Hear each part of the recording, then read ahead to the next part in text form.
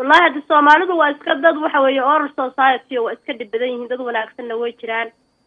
laakiin hadda waxaan u badanay dadkii dad nooc kala ah qof haduu ku wanaajiyo wanaag baa loogu bedelaa maxaa kuugu yaab badnaa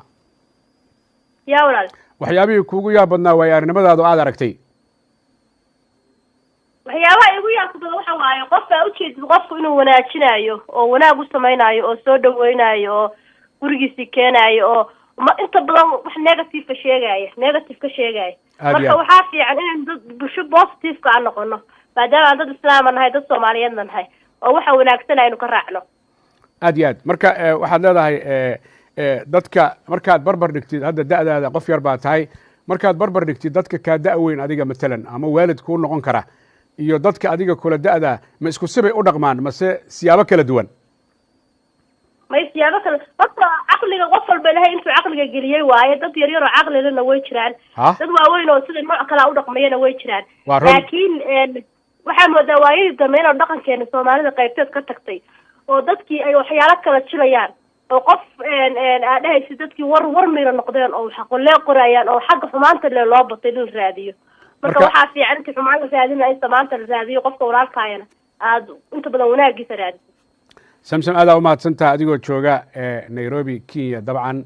Kenya ay tiri waa kaaga mahad celinaya leenka telefoonka salaamu calaykum waraxmatullahi wabarakaatuh وعليكم السلام ورحمة الله وبركاته. aad baan kuu soo dhaweynaya magacaaga halkaa joogtid magacaygu waa Sacdiyo waxaan kaala soo hadlayaa dalka Holland Sacdiyo dhaqan xumida aan ka sheekeynaya ama magaalo joogno xumada waxyaabo ku saabsan qisooyin ma haysa adiga way iska soo bateen maalmahan inkastoo ugu badan tahay raggi Soomaaliyeed maalmahan si foolxun ula dhaqmayo dumarkii haye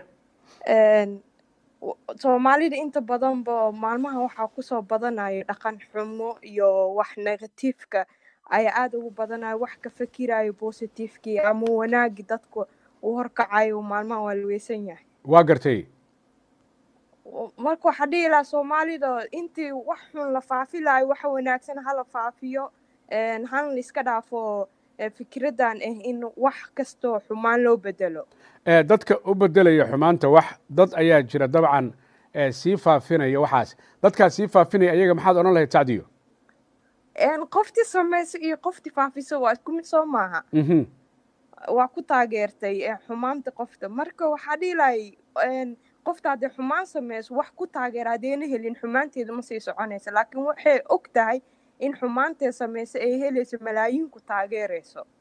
marka fiirsido kale dhanka social media wax wanaagsan markii la soo dhigo dad aad u yar ayaa fiirsada laakiin xumaanta dad fara badan ayaa fiirsado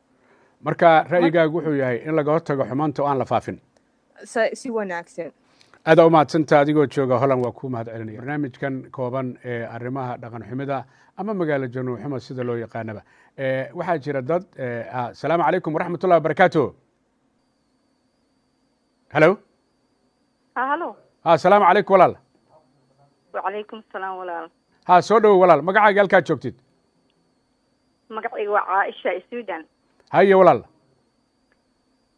wax barnaamijka waan la socday dadka Soomaalida waa dad aad xasaradooda ay u badan tahay ma dhigo haye waxa arkaysaa naaga istagaashan oo aroosyada isku balansada waa jiraan ayagoo raba inay arooskaas alkaladeeyaan waa gartay marka waxa waaye waa dad aad u dhaqankooda u xun yahay sideeda kale marka qofku sharaf ku casuumo waa inaad respect garaysaa respect waxa la dhahaa inaad xaq dhowrtaa aroosta iyo dadka qaba si fiican laakiin ma raacaan Soomaalida badankooda dadka Facebook-yada live-ka ka dhigaya arooska islaameed iyaga ka waran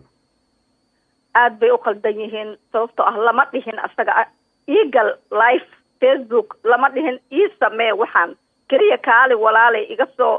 soo qayb galaa la yiri waa inay xaq dhowrtaa arooska xushmad baa loogu wacday xushmadii waa inay sabaysataa ay ka xaq dhowrtaa ay eebaha dadka aysan faafin aad iyo aad baan u fahmay Caasha aad u mahadsantahay fikirkaaga ugu dambeeya muxuu noqonayaa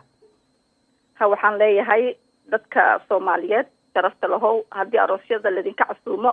sida u wanaagsan qiimaha badan sharaf badan